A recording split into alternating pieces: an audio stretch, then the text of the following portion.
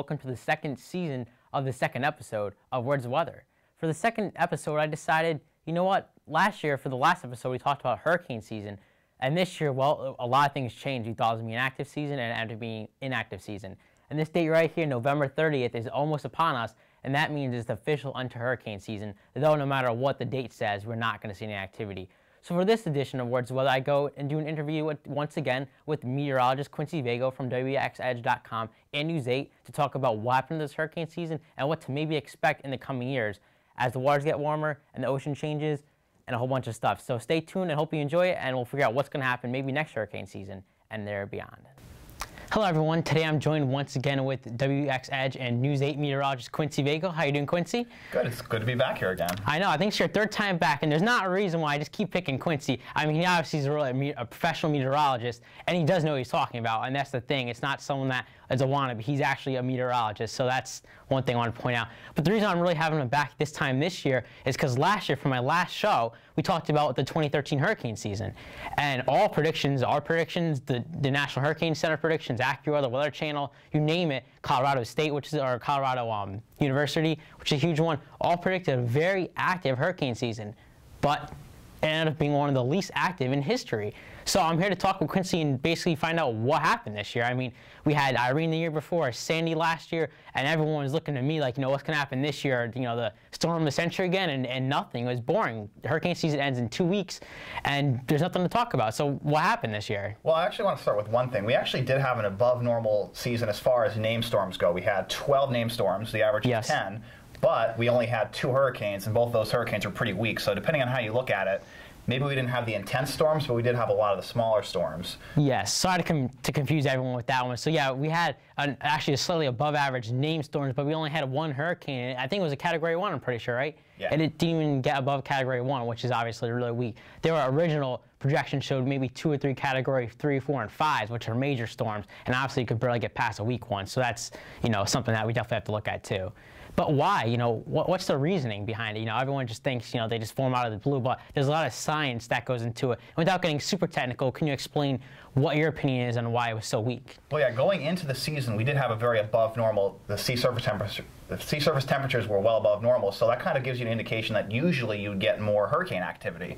But what we saw was, after kind of a quick start to the season, things kind of really died down as high pressure, the high pressure over the open Atlantic kind of just expanded further west than you normally see, and it kind of literally pushed all the tropical activity out to the Pacific or even too far south to be able to form in the Atlantic. So that was one of the reasons, I think. I know, and one of the other main reasons I was doing my research, I found out that there was a lot of dust off the African coast, a lot of wind shear. And wind shear, remember, wind shear and tornadoes are what create it, the twisting atmosphere and, brings down the funnel. But in hurricanes, basically the wind shear destroys them because there's a lot of air movement in the atmosphere, and you want really low wind shear for the storms to be able to pick up the moisture from the Atlantic Ocean or any ocean in any case.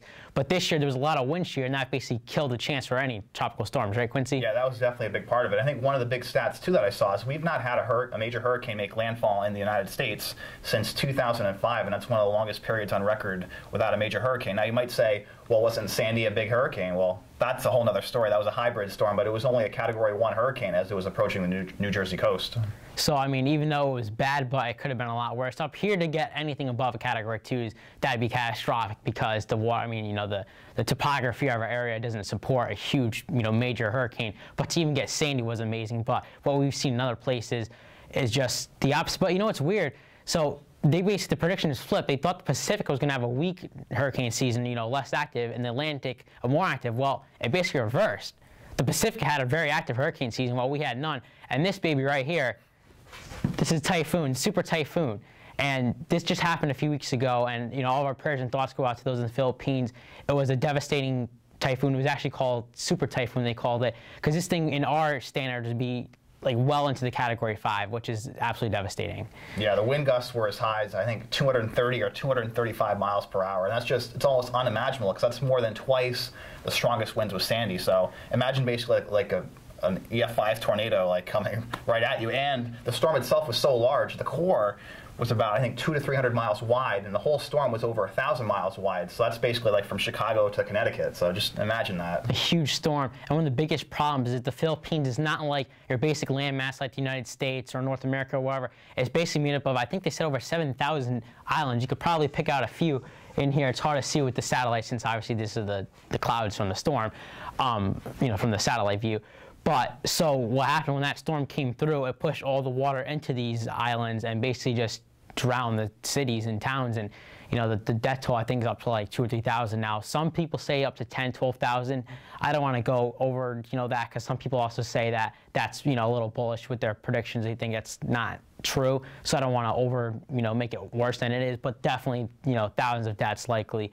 And they had the warning. They, you know, they had the warning. They just don't have the resources like we do in America to actually evacuate all those people. Well, yeah, the resources, and then because there are so many islands, you have to have the ships and the boats to be able to. It's very, very challenging. Even in the perfect world with plenty of advance notice, it would have been very difficult to really get everyone out of there. So tough. Just one of those things. But you know, that's why I say weather is always interesting. You know, while we over in America maybe dealing with just, you know, some cold little snow a few weeks ago, over here, you know, they're dealing with one of the worst storms. You know, it's actually one of the worst or most powerful landfall making storms in history, I'm pretty sure. And I'm assuming you would obviously agree as a meteorologist. It's like the storm of the century for them, and hopefully, you know, they don't see anything else like that, and hopefully us here don't get anything like that. Well, so we talked about hurricanes. So, you know, I hate to put you on the spot, Quincy, because, you know, it's tough. You know, that's what we did last time during what's going to happen this year. But is there any indications at all, even the slightest, about next hurricane season, which begins not all the way until next June? Well, I was looking at some of the long-term averages and trends, and there's usually these 10 to 15-year cycles where you either see below average hurricane activity or above average. Now, from the late 90s up until about a couple of years ago, we were definitely in a cycle with above average. But I think we're kind of maybe rounding the corner, so we may actually get a few seasons with below average. Not to say that that's set in stone, because as we know around here, things can change in a flash, and all it takes is one major hurricane during a season to make a hurricane. Hurricane season memorable, you know. Yes.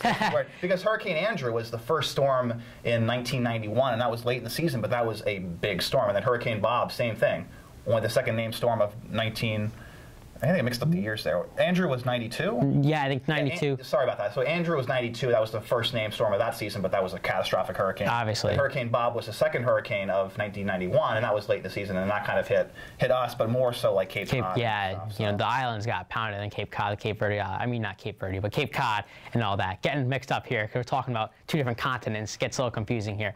Well, so guys, so it was nice to have Quincy back and talk about the hurricane season. I'll probably have him back next year, or just if you my own prediction about what will happen next hurricane season. Since next year I will not be in school, I'll try to do a really good look ahead into next season so we can know if something like this would ever affect us. And next time I'm actually going to go into switching up seasons here. I'm going to do a winter forecast. So for my next show in a few weeks, I'm going to hopefully produce a winter forecast to give a good head look at what may happen this winter. More snow days, rainstorms, snowstorms, jet stream, you know, very technical stuff, and I'll try to break it down for you next time. But for this time, I'm Zach Duhame, and this is Words of Weather.